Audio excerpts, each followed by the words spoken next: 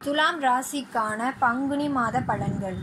பங்குனி மாத கிரக நிலைகளை பார்க்கும் பொழுது செவ்வாய் 7ல் பலம் பெற்று உங்கள் ராசியை பார்க்கின்றார்.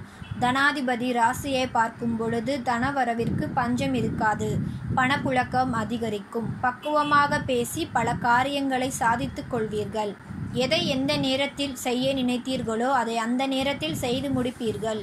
தொழிலில் எதிர்பார்த்ததை விட கூடுதல் லாபம் கிடைக்கும். உறவினர்களும் நண்பர்களும் போட்டி போட்டுக்கொண்டு உதவ முன்வருவர். ஆதாயம் தரும் தகவல்கள் அதிகம் வந்து கொண்டே இருக்கும். புதிய வாகனங்கள் வாங்க வேண்டும் என்ற எண்ணம் நிறைவேறும். ராசிநாதன் சுக்கிரன் சுகஸ்தானத்தில் இருப்பதால் சுகங்களும் சந்தோஷங்களும் வந்து சேரும். மருத்துவ செலவுகள் குறையும். வீண் விரயங்களிலிருந்து விடுபட்டு வீட்டிற்கு தேவையான பொருட்களை வாங்குவீர்கள். ஆடம்பர பொருட்களை வாங்கி மகிழ வேண்டும் என்ற ஆசையும் நிறைவேறும் காலம் இது. தேவையில்லாத காரணங்களுக்காக சண்டை போட்டு விலகிச் சென்ற நண்பர்கள் இப்பொழுது தானாக வந்து சேருவார்கள். அன்றாட வாழ்க்கையில் இருந்த தடைகள் அகலும். 9ல் ராகு இருப்பதால் ஒளிமயமான எதிர்காலத்திற்கு உத்தரவாதம் கிடைக்கப் போகின்றது.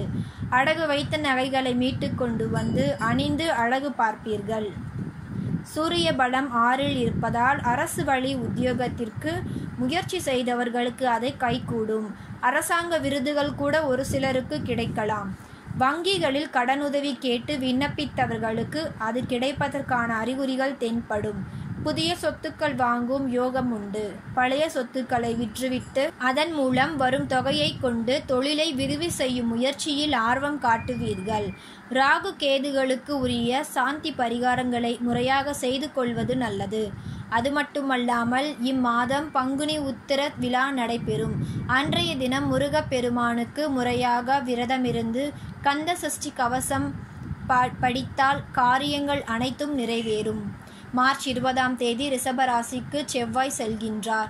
இந்த நேரத்தில் ஆரோக்கியத்தில் பாதிப்புகள் ஏற்படலாம். அதே நேரத்தில் செவ்வாய் தன் பார்வையை அவரது சொந்த வீடான விருச்சக ராசியில் செலுத்துகின்றார். விருச்சகம் செவ்வாய்க்கு சொந்தமான வீடு என்பதால் அதன் பார்வை அங்கு பதியும் பொழுது அற்புதமான பலன்கள் உங்களை தேடி வரும். ஆரோக்கிய தொல்லையை சரி செய்து கொள்ள ஒரு சிறு தொகையை செலவிட நேரிடும். அதே நேரம் செவ்வாய் பார்வையால் சொத்துக்கள் உங்களுக்கு சேரும். பாக பிரிவினைகள் சுமூகமாக முடியும். உடன்பிறப்புகள் உங்கள் தொழிலில் கூட்டு சேருவர். முருகன் வழிபாடு இக்காலத்தில் முன்னேற்றத்தை தரும். மார்ச் 22ஆம் தேதி கும்ப ராசிக்கு சுக்கிரன் செல்கின்றார். நெஞ்சம் மகிழும் சம்பவங்கள் நிறையவே நடைபெறும். குறிப்பாக அங்குள்ள புதனுடன் இணைந்து புத சுக்கிர யோகத்தை உருவாக்குகின்றார். எனவே பாக்கிகள் வசூலாகி பரவசப்படுத்தும். ஆக்கப்பூர்வமாக சிந்தித்து செயல்படுவீர்கள். அடுத்தடுத்து நல்ல சம்பவங்கள் இல்லத்தில் நடைபெறும். கல்யாணம், காதுகுத்து, கட்டிட திறப்பு விழா, கடை திறப்பு விழா, பெண்களின் சுப சடங்குகள், பெற்றோர்களின் மணி விழாக்கள் போன்றவை படிப்படியாக நடைபெறுவதற்கான சூழ்நிலை கிரக நிலைகள் அமைத்து கொடுக்கும். ஏப்ரல் 8ஆம் தேதி மீன ராசிக்கு புதன் செல்கின்றார். 9, 12 ஆகிய இடங்களுக்கு அதிபதியானவர் புதன். அவர் நீச்சம் பெறுவது அவ்வளவு நல்லதல்ல என்றாலும் விரையாதிபதியாக இருந்து நீச்சம் பெறுவதால் ஒரு விதத்தில் நன்மைதான். புதன் 9க்கு அதிபதியாகவும் இருப்பதால் பெற்றோர்களின் பாசம் குறையலாம். பாக பிரிவினைகள் தாமதப்படும். அலைச்சலுக்கேற்ற ஆதாயம் கிடைக்காது. இம்மாதம் வெள்ளிக்கிழமை தோறும் விநாயகரை வழிபட்டு வருவது நல்லது. சங்கடஹர சதுர்த்தி அன்று விரதம் இருந்தால் சங்கடங்கள் தீரும்.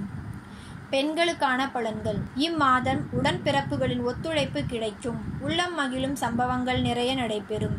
வசதி வாய்ப்புகள் அதிகரிக்கும். பூமி வாங்கும் யோகமும் புதிய வாகனம் வாங்கும் யோகமும் உண்டு. கணவன் மனைவிக்குள் ஒற்றுமை சிறப்பாக இருக்கும்.